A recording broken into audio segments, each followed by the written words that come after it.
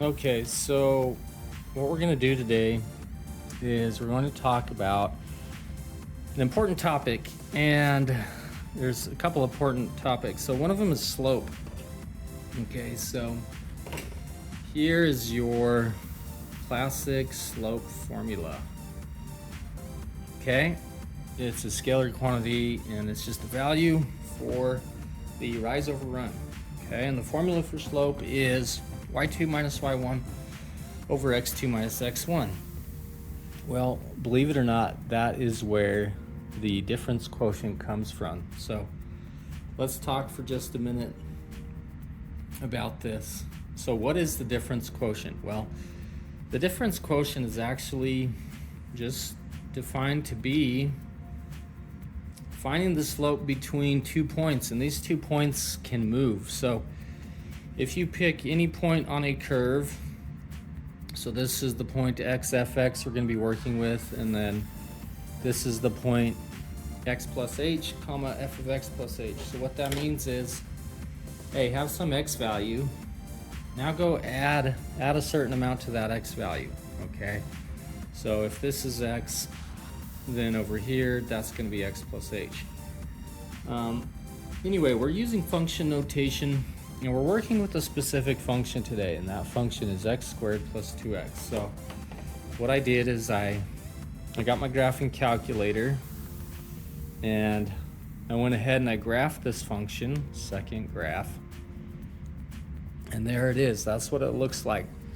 That is a power 2 polynomial or a quadratic formula. So what we're gonna do is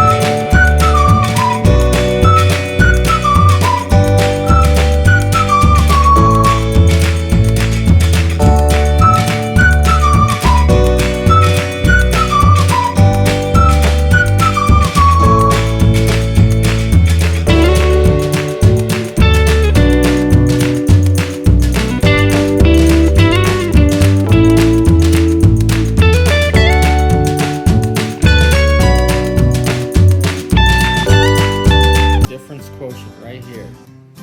Okay, and so now we're going to compute the difference quotient using a specific function, and that function has already been graphed today. That's your x squared plus 2x graph right up here. So we already graphed that one. So this kind of goes into composition with what we did the other day. Okay, so here's your f of x plus h. So what we're going to do is we're going to use the structure of f right up here. Okay, so there's the structure of f. What we're going to input is x plus h. Everywhere we see an x, we place an x plus h. So we already took care of this part. This part's done.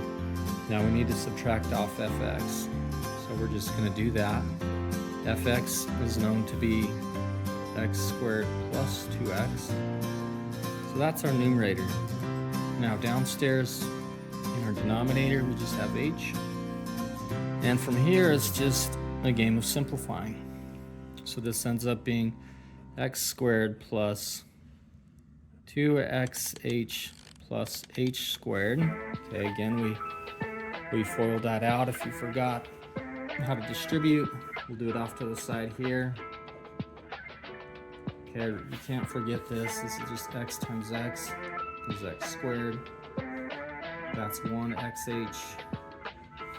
That's another 1xh. And then this is h squared. So this is kind of some side work to convince us. Lo and behold, we get x squared plus 2xh plus h squared. Okay, so this is just kind of off to the side, something we've done in our head. Over here, to help us with the computation in the difference quotient.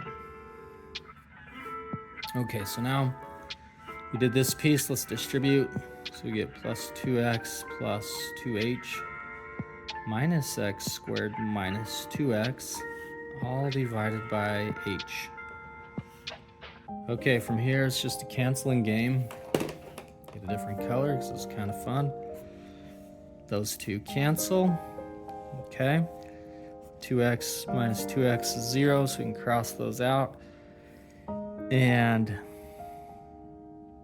we can just rewrite everything else. So we have h squared left over plus 2xh plus 2h. Okay, so we rewrote the numerator. This piece came here, this piece came over here, and the 2h came here, all divided by h. Now the cool thing about the difference quotients, just as a consequence of limits, usually you're going to want to factor that h out, so that way it cancels because we can't divide by 0.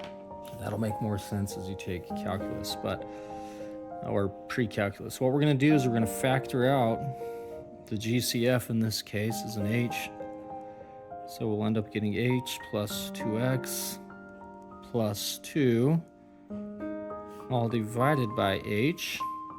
Okay, and these h's cancel, and so we are left with h plus 2x plus 2. Okay, so we're there.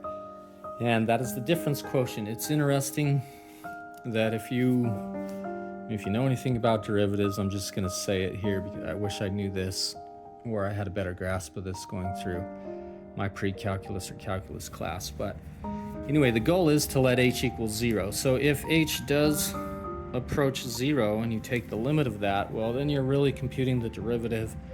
So if you look at this by the power rule, you're ending up just getting 2x plus 2. And that's using derivative rules, and so we know that this answer is correct. The difference quotient is 2x plus 2. Now you might be wondering, well, what does that mean? That is just, if we do let h go to 0 and we go on to our graph, we can find the slope of the tangent line. Okay, so bear with me for just a minute. If we use this structure right here, 2x plus 2, we can go to any point on this graph. So let's choose the easiest point we know, which is the vertex, -1. Okay, at the vertex, if we are to graph the point y, or the line y equals -1, okay, what do you think the slope of that line is? Well, what has happened is h has approached 0, and the slope here, if you were to plug in right down here, plug in -1, so 2 times -1 is -2. -2 plus 2 is 0. So this is just telling us the slope of this flat line is 0. All right. So, if you wanted to, you could have thought about, our point being the vertex right here.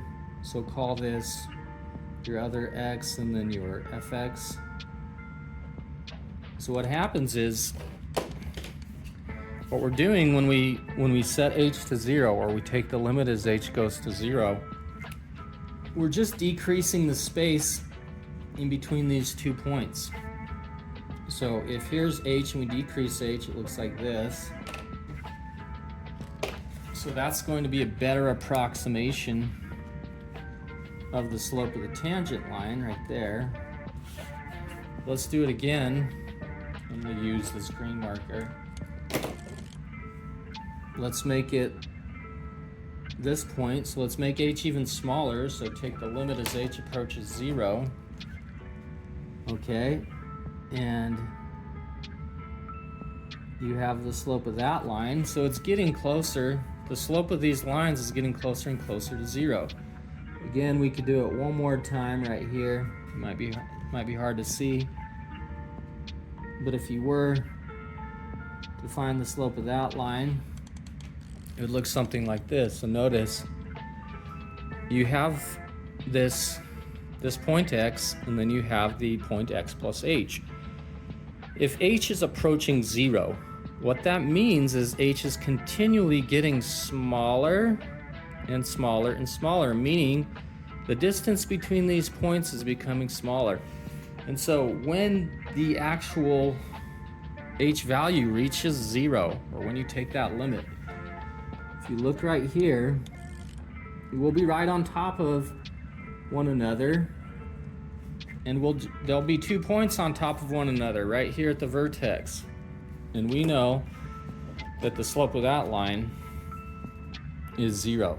And so you could say, well, the derivative, f prime of x at -1 ends up being -2 plus 2, which is just 0. So that's a connection of a couple different topics. We talked about the secant line. The secant line just means the point hits the graph twice, okay? So we had a couple different secant lines approaching the tangent line. A tangent line just means the point hits the graph once. And what is the difference quotient? So to help you, just think, hey, the difference quotient is just finding the slope. That's something you've done before, and your teachers are probably going to just jump right to it here because that's what the difference quotient simplifies from. And we used the difference quotient on a specific function. We used composition right here, function composition, and then we just went through, simplified, and we let h equal 0. But yeah, that's a good review for you on the difference quotient. So thank you for watching, and this is a very important topic. You may want to watch the video again to soak it in.